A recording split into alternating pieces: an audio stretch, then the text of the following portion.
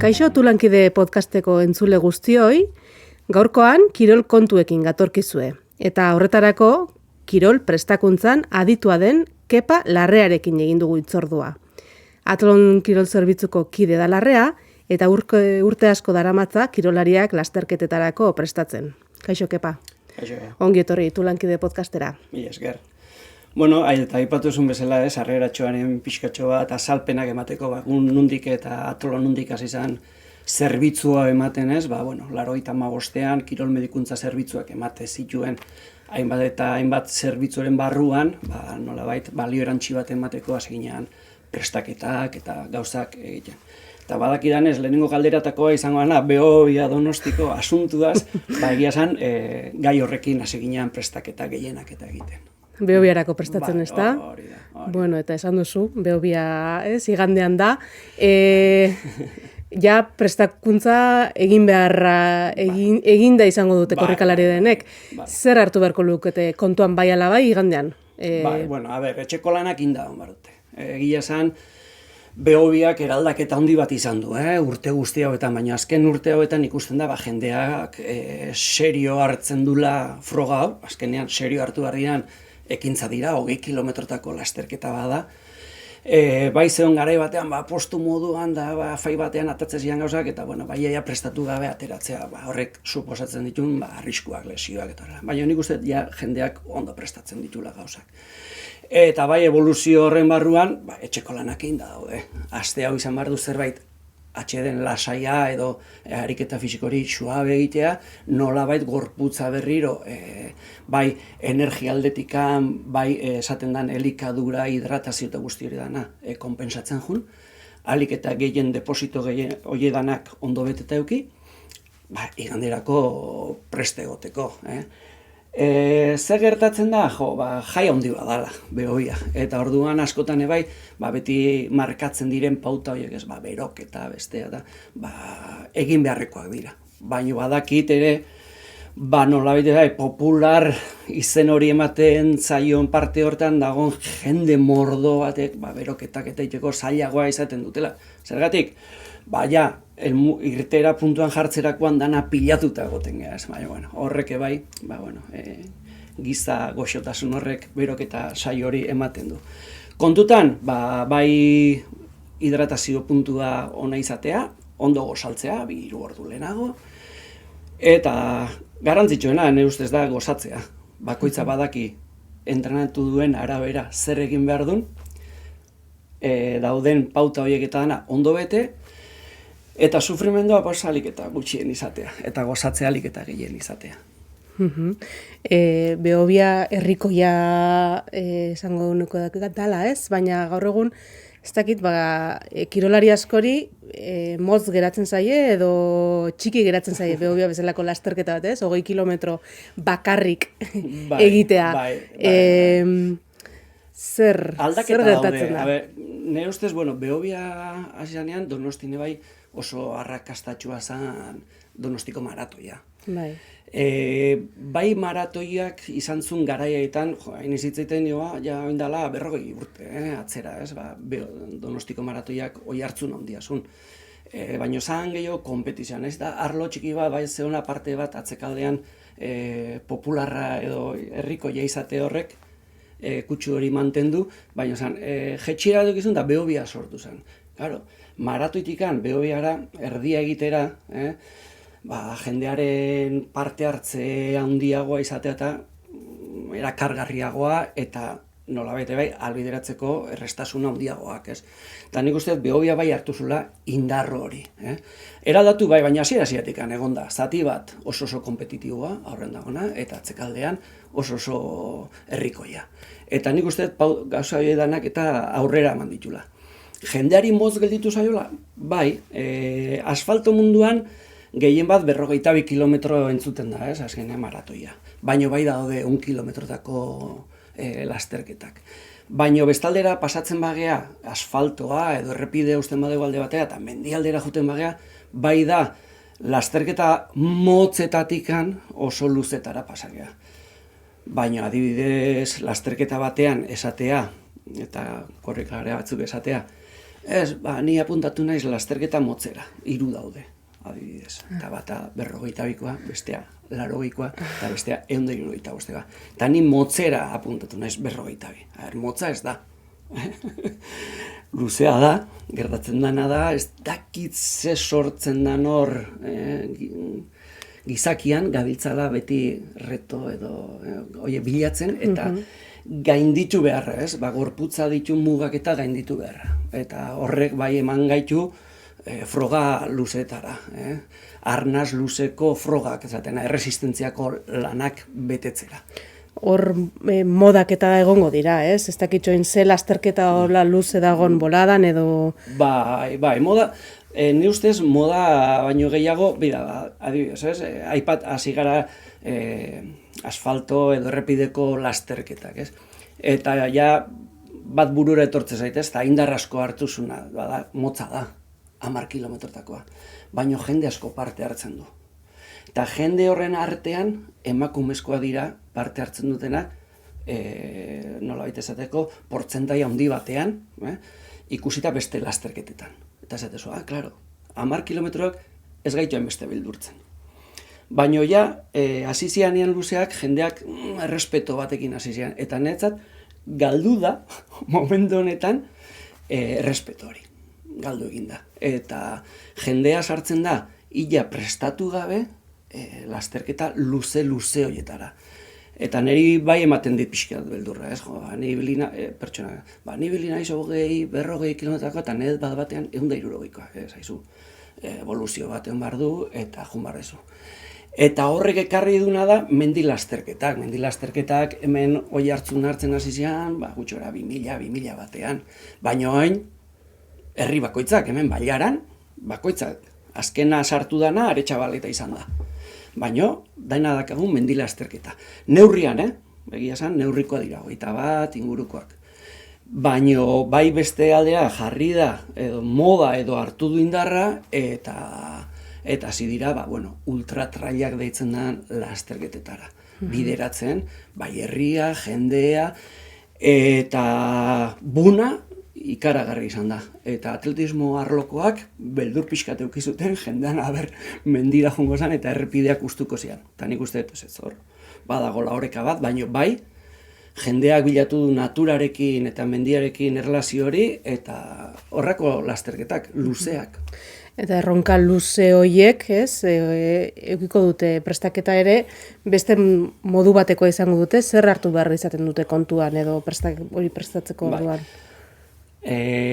Moldaketa argita garbi dago, adibidea jarriaz, danak ezaguna degun Martin Fiz, errepideko lasterkari ona, Olimpia jokutan da, eta munduko txapelketan, eta lehenengotakoa, pertsona, esatezu, errendimendurako jaioa, eta jarraitzen du.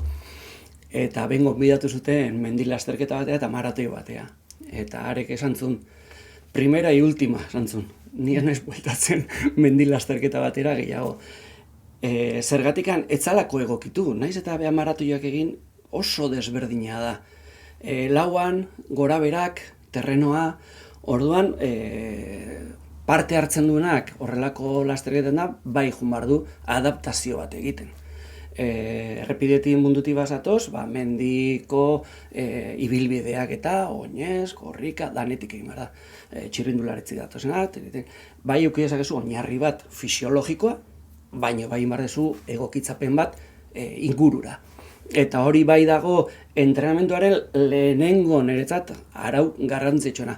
Gero nola planteatzen desun urtean zehar, saio egin behar dituzun da, baina entrenatzaile mordoa dago, eta ikusten duten aldaketa handiena da, jendea parte hartu nahi dunak. Eta nahiz da herrikoia izan, ez izan goi edo puntan dagoen jendea.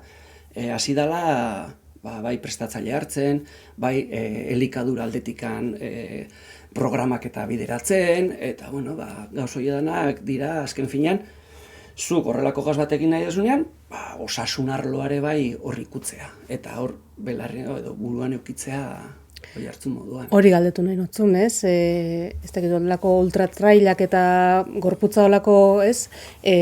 Limitera eramate horretan, askotan osasuna ere jokuan izaten dugu. Orduan, nola bateratu, ez da? Osasuna eta erronka hori guztiak. Bai, osasuna arloak atal asko ditu. Eta bat izaten da buruaren atala, ez? Zu ongizate batean zaudenean, bai zaude fisikoki, psikikoki arlo guztietan, ez? Zaude osasuntxu. Bai, horrelako lasterketak eta inbeste ordu pasatzek eta eragin bat eukiko dula gorputzean. Baina psikologikoki gustora egiten badezu, buruakin jokatzen badezu lasterketaketan, argi dago osasuntxu puntu bat badula. Zure artikulazioak nola dauden, zenbat zaintzen dituzun, lasterketak urtean egin beharrian, 2, 3 iten baituzu, bueno, hori zua izan jokoan jartzen zure osasuna. Lesioak, gauzak ditzu. Rekuperazio egokiak egin ezkero, zainketa beresi bat egin ezkero, osasungarria izan diteke. Naiz da jendeak esan, oiek erotuta daude. Bueno, izan leike erotuta egoteare bai. Orduan, garrantzitsua ere burua, ez? Ondo izatea... Bai. Azken finean horrelako froga luzetaz, hitz egiten nahi geha. Bueno, froga luzetaz, maratoiaz bertan, bai, Azkenean zuk burua eduki behar dezu ondo landuta. Borre, azken finean, sufrimendu bat jasango dezu. Naiz da masokismo puntori badagone, bai, ez? Sufrimendua gozagarria izatea.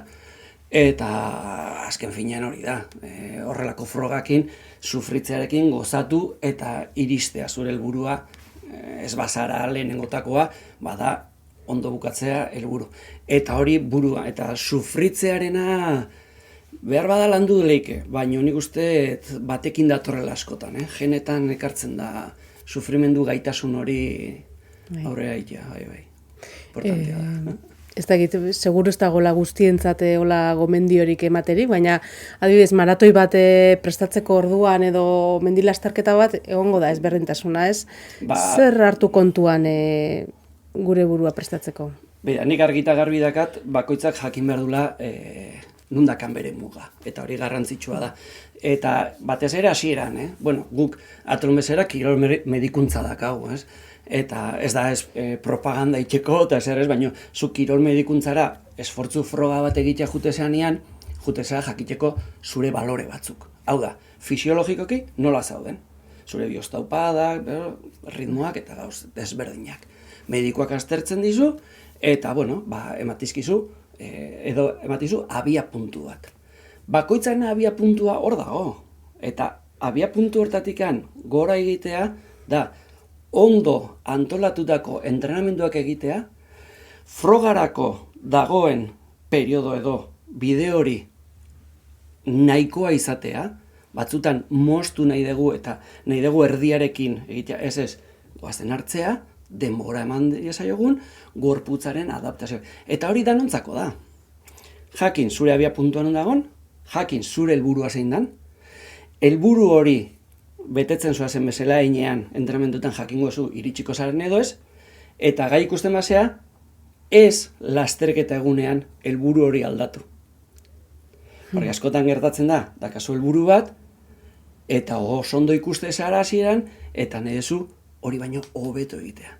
Eta segurazki biderdian edo bierenetan ingo esuna da prof, eta zuk prestatu dezuna urte guztian zapustea. Orduan, jakin, irtera eta helmugara iristeko tarte hori oso garrantzitsua da anontzako.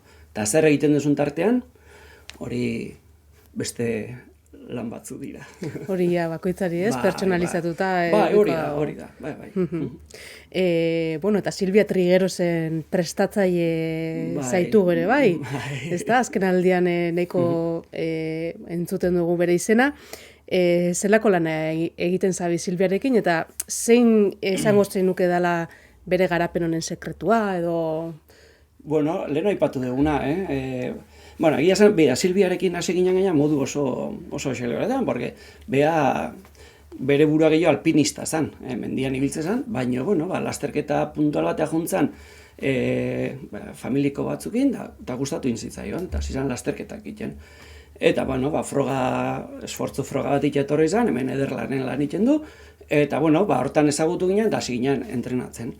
Eta hasieran, lankargak eta itxasitunak, hori moldatzen da ginen, eta bere prestaketa jungea egiten. Gero, nutrizionista edo elikaduran aditu bate bai hartu du, eta orduan, jungara poliki-poliki hori uztartzen. Lasterketa hasierako hasian mutzagoa, junginan lusatzen, eta oi hartzun handi eduki du Silbiak, azkenengo Tour de Gianseko azken urte horiek, ez? Zer egin dugun, nik usteet saiatu garena da, jartzen dugun entrenamenduak eta ez izatea hain gogorrak, moldatzea, eta osasunari begiratzea ere bai. Orduan, beak astean zehar dakan denbora, ikusi zer dagoen, eta horren arabera. Eta aste guedan, karga luzeagoak eta gauzak egitea. Baina guk erabiltzen dituguna dira frogak daudenak urtean zehar, entrenamentu gisa. Orduan, horiak erabiliz, bai lortu deguna da, forma puntu polidi bat izatea. Eta esan behar dut, tarte hortan, bere buru gogortasun horrek asko laguntzen diola. Daka gaitasun bat sufritzekoa, ez dakit, nik oso gutxitan ikusi dut. Daka nolabait motibatzeko puntu bat eta era bat oso ikaragarria. Da pertsona bat edozein arazo aurrean segituan buelta ematen diola. Eta lasterketa munduan ikusitzen da. Ze pauta eta ze gauzak egiten ditu. Eta esan behar dut, gero etxean ebai, laguntza oso ona daka. Ni beti esaten, ni naiz zure prestatzaile fisikoa, baino entrenatzaile bere senarra da hasier. Porque bera programatzen dio karrera nundin nora, ez da denbora gauza. Gukin dugun lanaren sintesi egiten du, eta egia esan oso sintesi politia egiten ditu. Eta tanden oso ona dia biak. Ordan arrakastarako danetik behar da, ezta? Danetikan. Esatuna bea bakarri da bilena eta zaila esaten da, hor beti laguntza behar dezu. Beti euki behar dezu, etxekoak oso garrantzitsua dira, lagunak garrantzitsua dira, prestatzailea garrantzitsua da, giroa, dana, hor azkenean.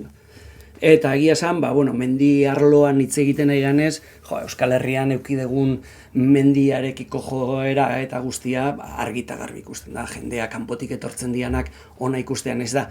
Ez beti pentsatzen dugun ze gamaiz gorri bakarrik edo 1.000 edo beste lasterketa esanguratsuak, baizik eta txikiak ebai harrituta gelditzen dira. Ze giro, ze arrakasta, zer dagon. Eta oso emozionantea izaten da jende honek esaten duna hemengo lasterketei buruz. Horrexekin geratukoak, Epa. Mila esker. Ez horregatik, zuei. Ona etortzagatik eta, segi lanian. Horrelaxe. Saiatuko ge. Eskerrik asko. Ondo segi. Bai.